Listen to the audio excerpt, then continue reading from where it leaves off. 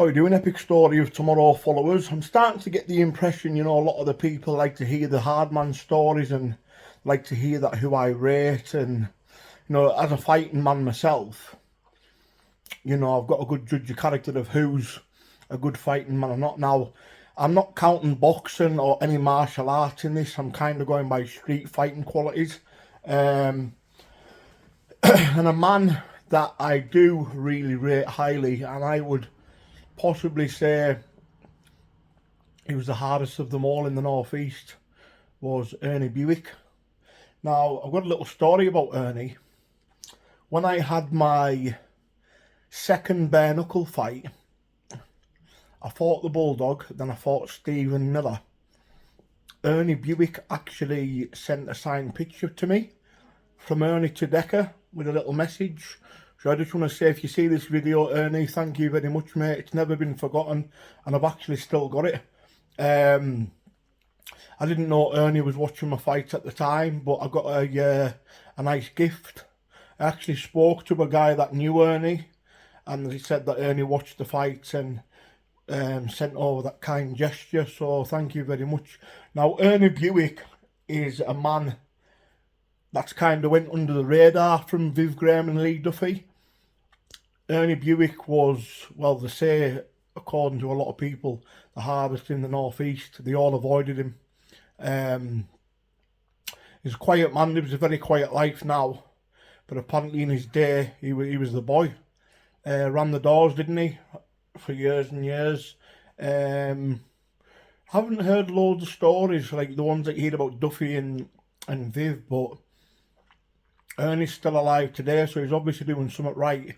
He wasn't a bully, and it's normally the way, guys. The thing is, if you're a bully as a tough man, your day's gonna come. You're gonna get your upcomings. Look at the likes of Pat Tate. Look at the Essex Boys, people like that. I mean, Duffy, people say he was a bully, ended up getting stabbed. It's, I think the way you conduct yourself as a tough man as well counts a lot, because you get respect. And I think when you're respected as a hard man, it makes a life a lot easier, especially when you're working on the doors. Ernie's probably earned his respect not just through being a hard fighting man, but probably because he treated people with respect. But at the end of the day, sometimes as a doorman or as a hard man, some people can take your niceness for weakness. So because you're too nice, people think, oh, you're a soft ass. Isn't the case at all. It's just because you're a gentleman. And I've had that mistake a few times myself. People, they'll take your niceness for weakness, but then they get a sharp shock, don't they? I mean, when I do bare knuckle fighting, but my forte is street fighting. That's all in, headbutts, everything. But Ernie Bewick, he's a lot of people right on my channel. They always mention Ernie was the hardest in the northeast, and I'd like people to comment underneath if they agree with me or not on this. I've spoke to a lot of people. I do know a lot of people from the northeast, and they all say Ernie Bewick was avoided. So that kind of tells you how tough the man was. But the fact that he didn't go looking for trouble as well. See, I respect that about tough guys, the ones that are quiet. You got Paul Venice. He's another guy, speaks about mental health, can be vulnerable. That isn't a weakness, it's a strength. I mean, you get tough men myself, and speaking about mental health, it's great. It's a nice thing to see, because you're seeing a hard man's vulnerability, but that isn't a weakness. That's a strength. So respect to anyone that speaks about mental health.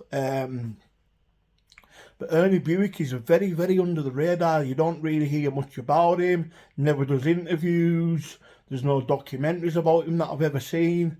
And you know what? I respect that. I totally respect that, because he's not about the publicity. At the end of the day, he's had his day. I mean, he possibly can still fight now. But as you get old, you've got to remember, guys, and this is one thing you have to take into consideration when you're a tough guy and you're going through the street fights and you're getting older and you're growing up.